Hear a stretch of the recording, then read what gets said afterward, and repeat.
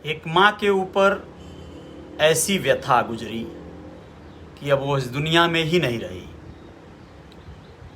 सोचिए, अपने बच्चों को एक माँ किन अरमानों के साथ पालती है और किस किस तरह के फेज और दौर से गुजरती है।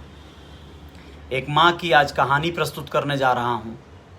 प्रयागराज की घटना है जिसमें आपको ये एहसास होगा कि माँ, बेटी, बेटे, इन सब के बीच का रिश्ता क्या होता है और उस रिश्ते में कई बार कुछ लोग एक अलग तरह के दरार डालने के लिए उनके जीवन में जब आ जाते हैं तो वो किस मोड़ पे चला जाता है। नमस्ते, मैं हूं Ajay Sahni star. Real reporter news पर आप लोगों को बताने जा रहा हूं प्रयागराज की एक घटना जो यमुना पार खीरी थाना अंतर्गत नीबी गांव की है। जी हाँ दोस्तों, एकदम सरल भाव में एकदम सिंपल सी एक कहानी आप लोगों को बता रहा हूँ। भोला शंकर बिंद नाम का एक व्यक्ति जो नीबी गांव का रहने वाला है, खीरी थाना अंतर्गत प्रयागराज जनपद में, वह 6 महीना पहले एक जमीन रजिस्ट्री करता है अपने ही गांव के रहने वाले विनोद दुबे को। जी हाँ, विनोद दुबे नीबी गांव का ही रहने वाला है और वह भोला शंकर बिंद की जमीन खरीद लेता है। आगे क्या होता है, क्या घटनाक्रम बीतता है, कौन से तरीके से भोला शंकर बिंद 3 माह पहले आकस्मिक गायब हो जाता है। अब सोचिए, वह गायब हो गया या गायब कर दिया गया, यह क्या हुआ, यह रहस्य बना हुआ है। कुछ लोगों ने कयास लगाया कि वह अब इस दुनिया में नहीं है, उसकी हत्या हो गई। ऐसा किसके द्वारा हुआ, वह कैसे गायब हो गया, कैसे मर गया, इस विषय पर पुलिस तहकीकात करके बाद में पहुंच सकती है, लेकिन अभी जो घटना घटी है उसके बारे में आप लोगों को बताना बहुत ज़रूरी है। भोला शंकर बिंद की पत्नी रीता बिंद, जिसकी उम्र 36-37 वर्ष की है, अब वो अपने 4 बच्चों के साथ परिवार के और भी अड्डार पटदार इन लोगों के अलावा उस गांव में अपने जीविकोपार्जन के लिए किसी तरह से अब परेशान है, व्यथा हो रही है। 3 महीना पहले जिसका पति मर गया, उसके जीवन में जाहिर सी बात है, अगर वही कमासुत व्यक्ति रहा होगा, बच्चों की परवरिश की जिम्मेदारी उस पर रही होगी, तो अब क्या उसके साथ हो रहा है, अब वो सुनिए। इन 3 महीनों में एक दौर आता है कि वही विनोद दुबे जो उसकी ज़मीन लिखाया है, वह उसके घर पे आना जाना, हाल चाल रखना ये करता है। दरअसल उसके पीछे उसका बहुत बड़ा स्वार्थ छुपा हुआ है। रीता बिंद को वह अपने बात में, अपने मुंह फांस में, अपने चंगुल में फंसाता है। 10,000 रुपये रीता बिंद और उससे कर्ज ले लेती हैं अपने बच्चों के देखभाल के लिए। अब उसका और भी ज़्यादा उसे एक बेस मिल जाता है। उस 10,000 रुपये के वजह से अब वो प्रतिदिन उसके घर का आने जाने का रूटीन बना देता है।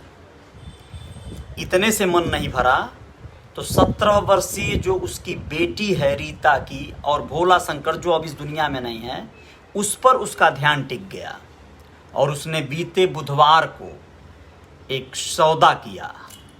रीता बिंद से कहा कि वो 10,000 रुपये तुम्हें हम छोड़ देंगे, लेकिन इसके लिए तुम्हें अपनी बेटी को मनाना होगा हमारे साथ संबंध बनाने के लिए।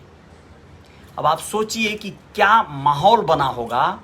इस बात को दिन में एक बार वह कई बार कहा रहता है और रात को उसके घर पहुंच जाता है। बुधवार रात की बात है, वह पहुंच जाता है घर और जिद करने लगता है कि उसे तैयार करो। यह बात वो स्वीकार नहीं करती है, मानती नहीं है, फिर उसको धमकाता है तो मान जाती है। रात के 2 बज रहे होते हैं और वह 2 बजे उसके घर पर हंगामा करता है। उसकी माँ रीता देवी तैयार हो जाती है, अपनी बेटी का सौदा कर लेती है, लेकिन बेटी को यह मंजूर नहीं होता है। वह पहले जोर से हल्ला करके, दबंगई से कहिए, दौड़ा के, गाली दे के कहिए, उसको भगाती है विनोद दुबे को।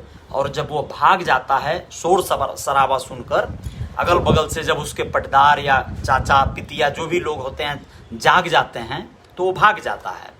वह तो भाग जाता है, लेकिन बेटी का जो गुस्सा है अपनी माँ पर फूट पड़ता है, यानी रीता देवी पर, और वह रीता देवी को बाल पकड़ के घसीटते हुए, मारते गाली देते हुए बाहर लाती है, नीम के पेड़ में बांधती है और उसे लाठी डंडों से बुरी तरह से पीट पीट कर मार डालती है। यानी एक बेटी ने अपनी माँ की हत्या कर दी पीट पीट कर, सिर्फ इसलिए कि उस माँ ने उस बेटी का सौदा किया। यहाँ पर कौन गलत है कौन सही है यह बाद में सोचिएगा, लेकिन जब सुबह होती है, माँ मर चुकी है, भीड़ जुटती है, अगल बगल के लोग भी रीता देवी के बेटी का ही साथ देते हैं, उस बच्ची के साथ खड़े होते हैं और कहते हैं कि तुमने सही किया। पुलिस को यह बयान दिया जाता है, एक कहानी बनाई जाती है। कहानी में ये रहता है कि मुख्य किरदार जो इस हत्या का है वो विनोद दुबे है, वह इस महिला को पीट पीट कर मार डाला। पुलिस को यह बताई जाती है, इस सूचना के आधार पर पुलिस मामला दर्ज करती है, विनोद दुबे जो भागा रहता है उसे अरेस्ट करती है। आज जब वो गिरफ्तार हुआ है तो असली भेद खुला। जब पुलिस ने अपनी 3rd डिग्री का इस्तेमाल किया तो पता चला कि विनोद दुबे ने जो कहानी सुनाई उसका दूसरा पहलू अलग ही था। उसने बताया कि वह 10,000 रुपये के लिए उसकी बेटी को चाहता था और इस एवज में बेटी ने ही अपनी माँ को मार डाला। इस पर पुलिस ने फिर सक्रियता जताते हुए उस बेटी को भी गिरफ्तार किया है और बाकी 3 लोगों को और गिरफ्तार किया है। उस मुलजिम विनोद दुबे पर वह बलात्कार जैसे अभियोग भी लगाएंगे, ऐसा पुलिस का कहना है। खीरी थाना के जो अध्यक्ष हैं उनका कहना है। लेकिन आप सोचिए कि आज रीता इस दुनिया में नहीं रही, उसके पिता इस दुनिया में नहीं रहे, पीछे 4 बच्चे छूट गए, अब बेटी भी अपने माँ के हत्या के दोष में जेल जाएगी, अब बाकी 3 बच्चों का क्या होगा। इसके पीछे का मुख्य किरदार कौन है, कौन किया है, जो असली विलन कौन कहलाएगा। आप स्वयं सोचते रहिए, कमेंट करके बताइए। और ऐसी घटनाएं समाज में घटती रहेंगी, इन्हें रोकने के लिए कौन आगे आएगा या किस रूप में इसे रोका जा सकता है, इस पर भी आप लोग अपना प्रकाश डालिए। आप लोगों का निर्णय सराखों पर होगा। इस तरह की घटनाओं को रोकना हर हाल में समाज की जिम्मेदारी है, हर किसी की जिम्मेदारी है, लेकिन रोकना आसान भी नहीं है। इसी तरह के एक और सूचना को आप लोगों को दे देना ज़रूरी है। प्रयागराज की ही बात है। यह कुरांव के पास पसना गांव में एक बच्ची झाड़ियों में रोती चीखती चिल्लाती मिली, जो मात्र 7 माह की थी। जी हाँ, 7 महीने की बच्ची। आप लोगों को बता दें कि जब लोगों की भीड़ जुटी उस शोर सुन के, बच्ची का रोना सुन के, तो लोगों ने देखा कि लाल चींटियां चारों तरफ से बच्ची को काट रही थी और वह चिल्ला रही थी, चीख रही थी। रात भर जोरदार बारिश हुई थी, उस बारिश में रात भर बच्ची भीगी थी। सोचिए उस माँ का जिगर, उसका कलेजा कैसा रहा होगा जिसने मात्र 7 महीने की दुधमुही बच्ची को उन झाड़ियों में फेंक दिया।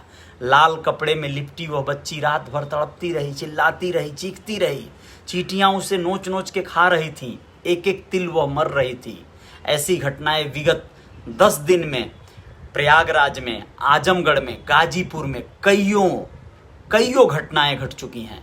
कई लोगों ने छोटी छोटी बच्चियों को, 21 दिन की बच्ची को, 2 दिन की बच्ची को, 6 माह की बच्ची को, इस तरह की बच्चियों को लोग जो है फेंक रहे हैं।